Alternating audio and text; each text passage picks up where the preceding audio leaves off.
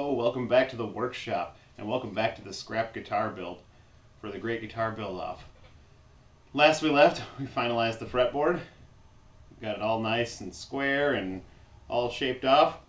What I want to do is I want to add some side markers before I attach to the body. So the goal today is to glue the fretboard down and glue the back on. But there's a few things I need to take care of before I can do that. Now very simply, I've got these strips of maple that I'm going to inlay into the side here as the side markers. I'm going to use my vise here as a stop for the saw so I don't go down too far. I only want to go in about 2 millimeters, so that way you'll see a square at the top and then a strip on the side.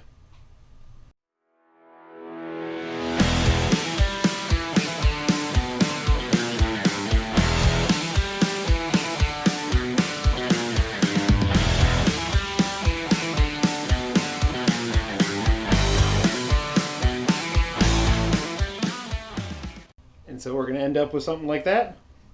I'm just going to go ahead and slice the rest of these and then we'll get them all glued in. Alright, now that these are all glued in, I'm going to let them dry up and I'm going to do some work on the body. Now while that fretboard is drying, I want to work on this and get the controls laid out. So I'm going with a 5-way selector here and then 3 pots here. So key is going to be where I want the placement of these to be. Now I'm thinking somewhere in that realm, but I don't want it to get too much in the way of this sound hole here. So my blade selector, I'm thinking I want to start somewhere in this realm here.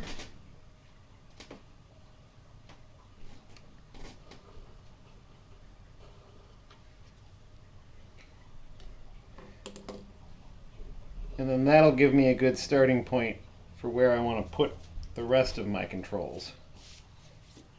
Alright, the more that I am flipping and turning these things around, the more I'm thinking that even though this wiring harness is great and it's set up for 2-tone, 1 volume, I think I'm going to switch to a master volume, master tone, remove one of these, just so I can keep the spacing in here.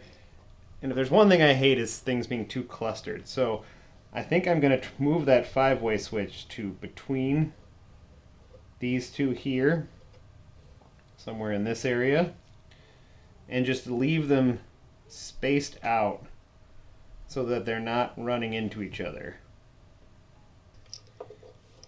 It'll be something like that. Now I did all this beforehand so that I could clean up the inside after all this is all said and done. So now that I've got my layout, I love the look of the scooped out area for the control cavities.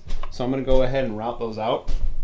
I'm going to have to do a fair bit of sanding afterwards, so I'm just going to use my little mini router here just to open these up. And then that way I can clean them up afterwards.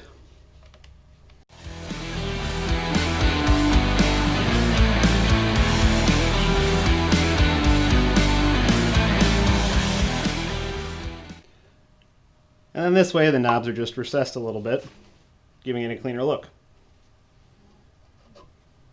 Alright, now that I got all the controls lined up where I want them to be, I'm going to go ahead and glue this fretboard on so that I can get to sanding and shaping everything and gluing the back on.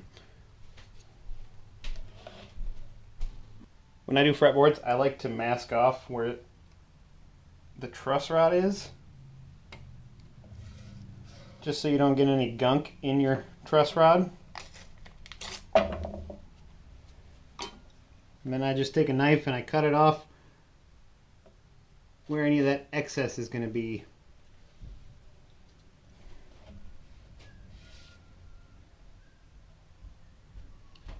Just to the very outside of that truss.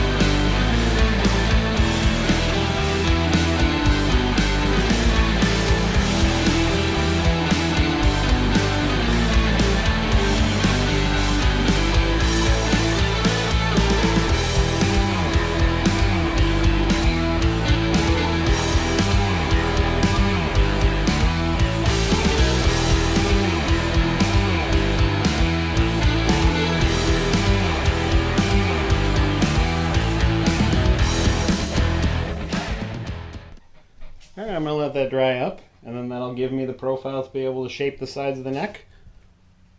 And then we can get to gluing the back on.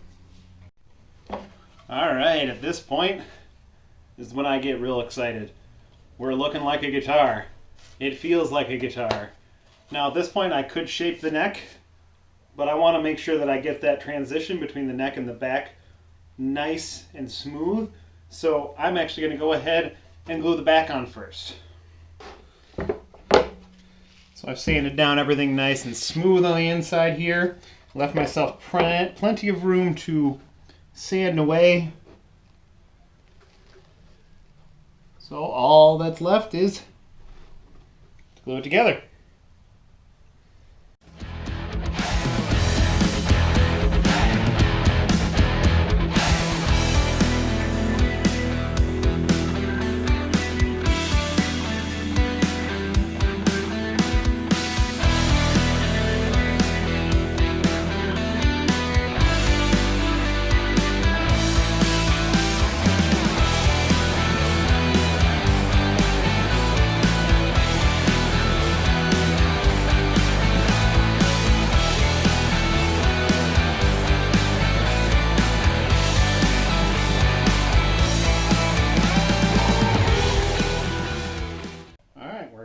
Dry, and then I'm going to shape it up. Alright, we are all glued up. Fretboard is glued on, the back is glued on. Now the body is still rough at this stage, so before I get into shaping the final shapes of the body, I want to get the depth of the neck all set. As you see, I've got quite a bit of stock removal left here.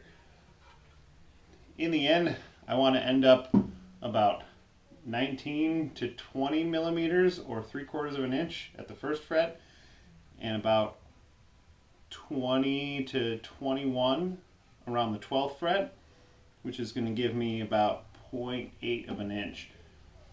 That'll give me a thin neck, or a shredder neck in that case, and I'm going to do a C profile on it. Now in this case I've left myself a lot of stock removal, so I'm actually going to carefully use my angle grinder to get most of that stock away, and then I'm going to do the rest of the shaping with my Shinto rasp.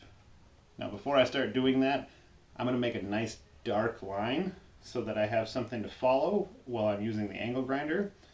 That way I can get close to the line but not go too far. Go at it with my angle grinder, take it real slow and get as close to that line as possible, and then we're just going to go ahead and finish it off by hand.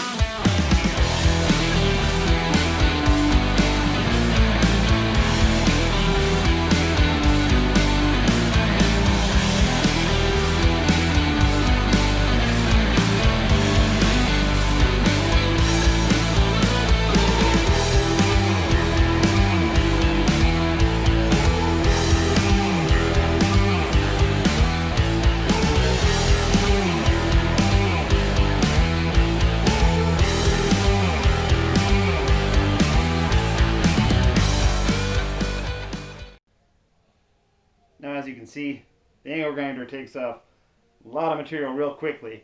So I just got real close to that line. I'm going to finish that off with my Shinto rasp. But before I do that, I'm going to go ahead and refine this heel shape. And then knock down a little bit of this headstock here to get it to the final dimension.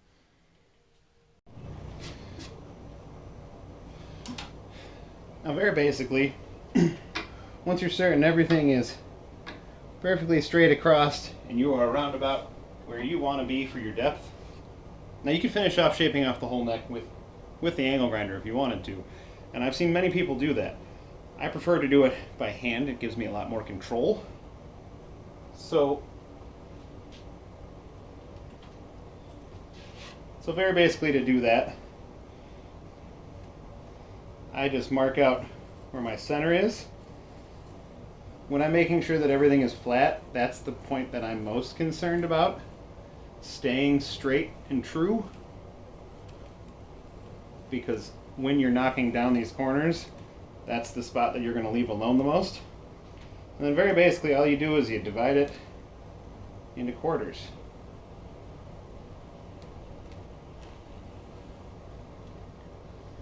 And in doing that, you're just going to continue knocking down each quarter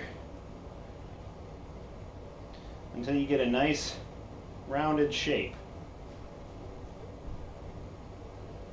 I like to do this by hand with my Shinto rasp. It is by far my favorite tool to carve necks with. So if you don't have one, I recommend getting one. It's very useful.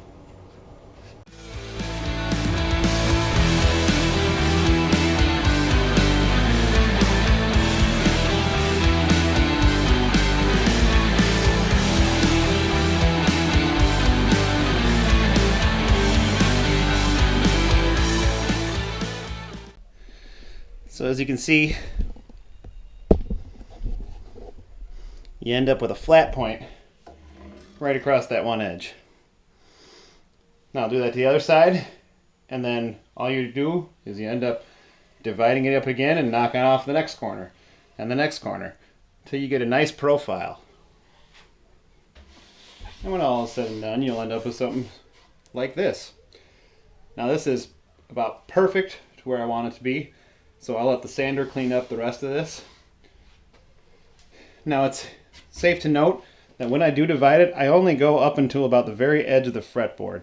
And I stop right when my rasp kisses the very edge of that board. Especially in this case, because I know that the fretboard is squared off on both ends. I want to keep that profile as clean as possible. Alright, we got this neck carved down. I've got it about 20 millimeters at the first fret and about 21 millimeters at the 12th fret with a nice taper going down here, making this a nice slim, almost wizard neck, which I love personally. So what do we got from here? We got to finish up the headstock, drill the tuning keyholes, do a whole boatload of sanding, line up my bridges, and then we'll be ready for finish. As always, don't forget to like, comment, and subscribe, and we'll see you in the next one.